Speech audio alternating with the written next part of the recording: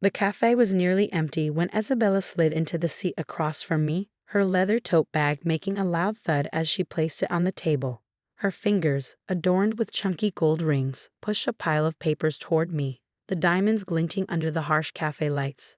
"It's all ironclad," she said, her lips painted a sharp crimson, but the smile she gave me didn't quite reach her eyes. "Dad updated his will a few weeks before he passed. Everything goes to me.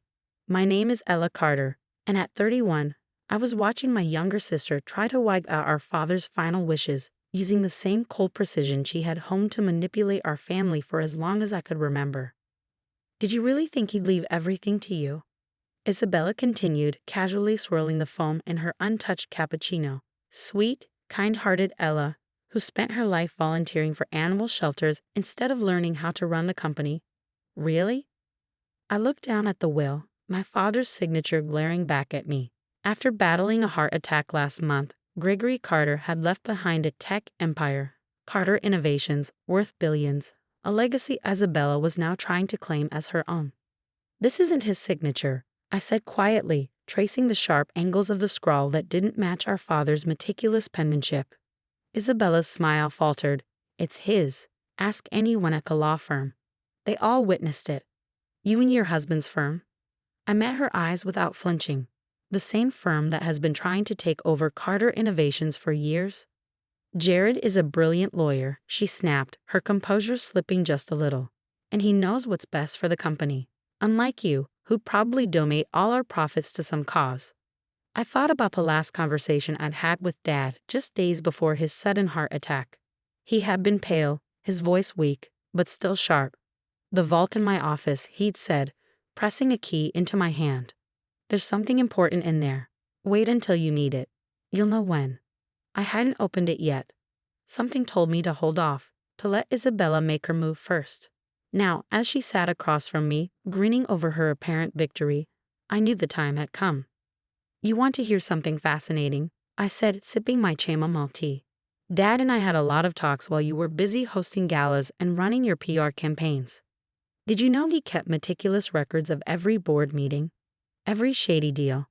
Every manipulation?" Isabella's face stiffened. "What are you talking about?" "Take the Blackwood deal, for example," I continued. "How you and Jared orchestrated the hostile buyout, stripped the company's assets, and then fired half the workforce. Dad knew about it all." "That's business," Isabella dismissed me with a wave of her hand, though I noticed a flicker of doubt in her eyes. "Sometimes sacrifices have to be made for success." "And what about the safety tests you covered up? The drug trial that showed dangerous side effects on patients? You ignored it just to push the product through FDA approval." Her face paled. "You're just making things up." I stood up, tossing my napkin onto the table. "Am I?" "Wait for the email, Isabella. Dad left me something too, but I'm guessing it's not what you expected." As I walked out of the cafe, my phone buzzed. A text from Dr. Amelia Hayes, our lead researcher at Carter Innovations. "The files are ready. Just give the go-ahead." I smiled, thinking of the vault in my father's office and the hidden truths it contained. Isabella had always underestimated me, seeing my kindness as a flaw, my morals as weakness. What she didn't realize was that Dad had taught me a different kind of business, one that put integrity before profit. The drive to our family estate felt longer than usual, each mile heavy with the weight of what I was about to confront. The mansion stood like a fortress, its sprawling estate filled with old money and older secrets. Margaret, our longtime housekeeper, greeted me at the door. Her eyes were red from crying. Dad's death had hit her hard, but she managed a warm smile. "Miss Isabella was here earlier," she said, helping me out of my coat. "She took some documents from your father's office." "I know," I replied softly, but she didn't find everything she was looking for. I made my way upstairs to Dad's study, my footsteps echoing on the marble floors. The room smelled of mahogany and leather-bound books. The vault was hidden behind a large painting, an original Picasso that Isabella had always insisted would look better in her chic downtown loft.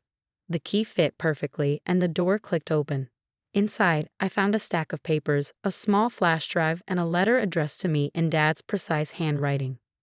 "My dearest Ella," it began, "if you're reading this, then Isabella has made her move." "My dearest Ella," it began, "if you're reading this, Then Isabella has made her move. The letter revealed everything. Dad had spent the last 2 years documenting Isabella and Jared's manipulations, the fraudulent trials, the insider trading, the hostile takeovers. But most importantly, he'd set up safeguards to protect Carter Innovations from their grasp. I sat at Dad's desk, scanning through document after document.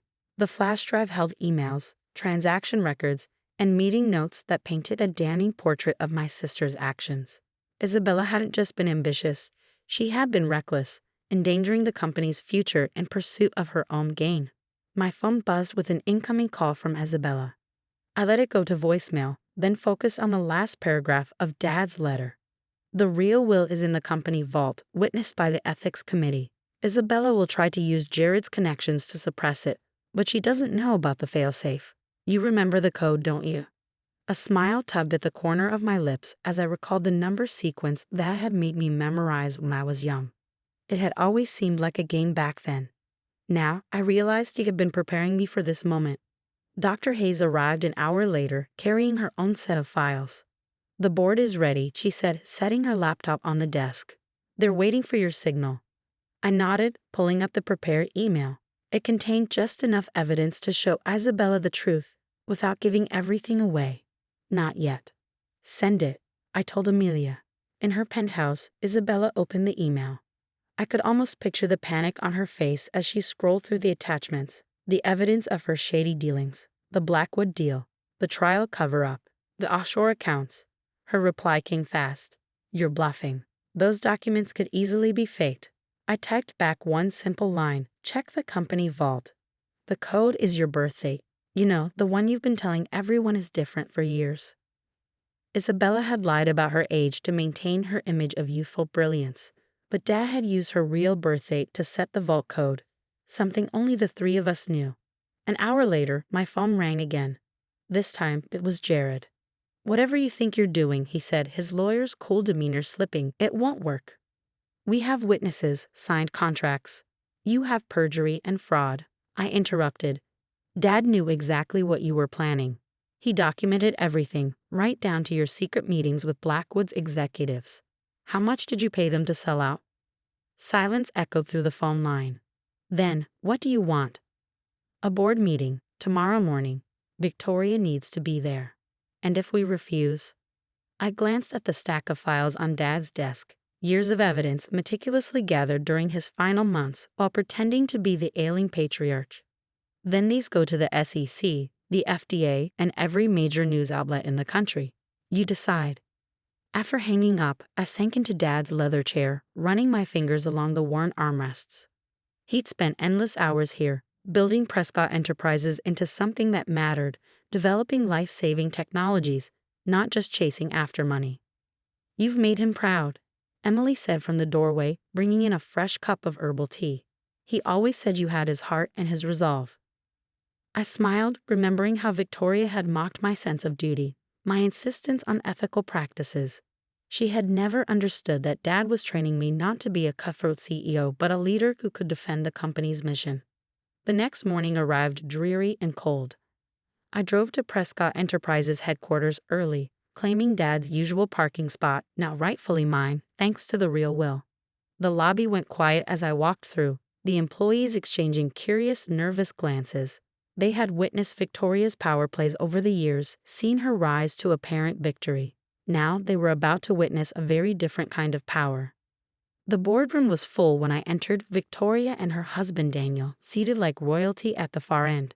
The other board members sat stiffly, their faces masks of neutral professionalism.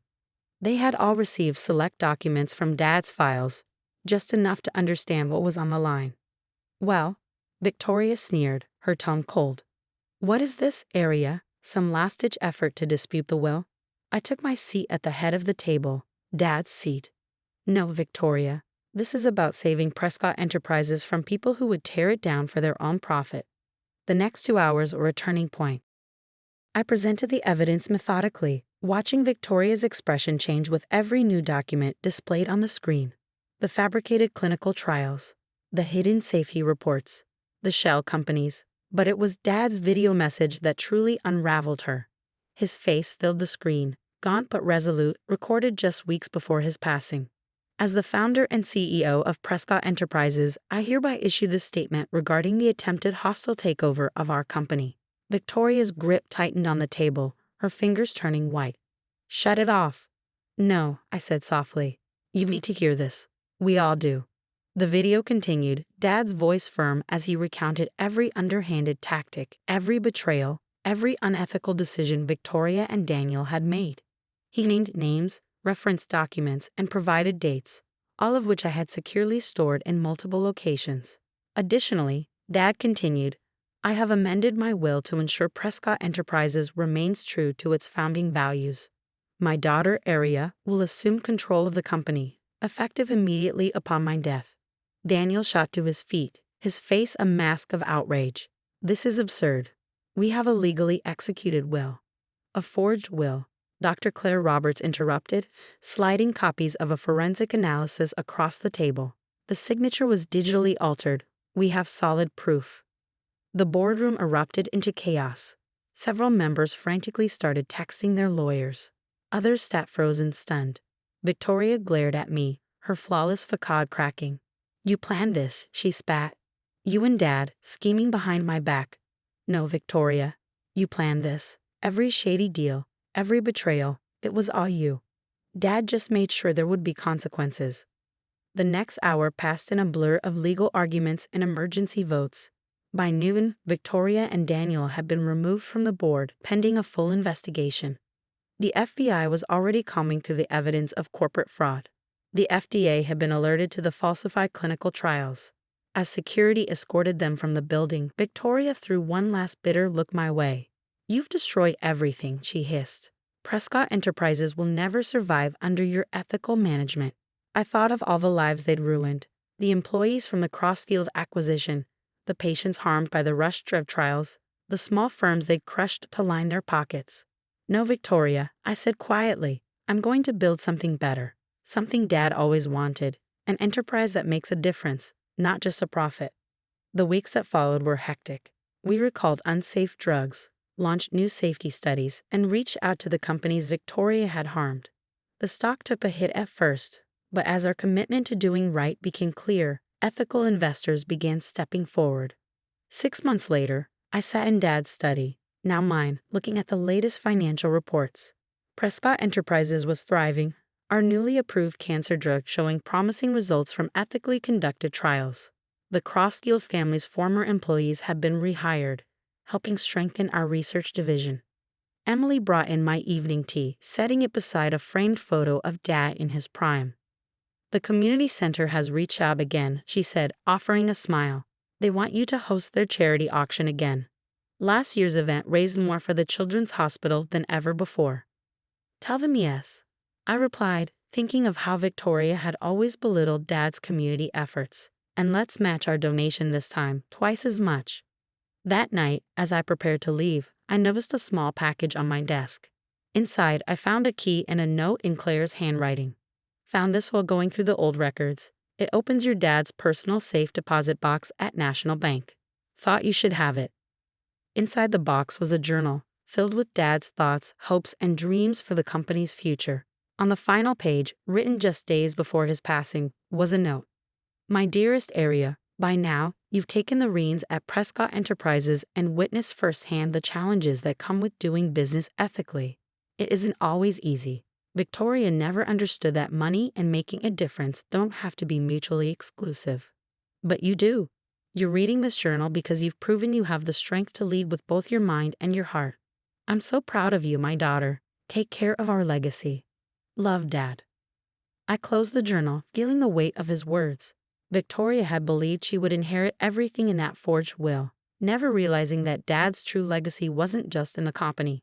Prescott Enterprises would thrive, not despite our ethical values, but because of them. And somewhere, a new Dad was smiling, watching his true heir build the future he had always envisioned.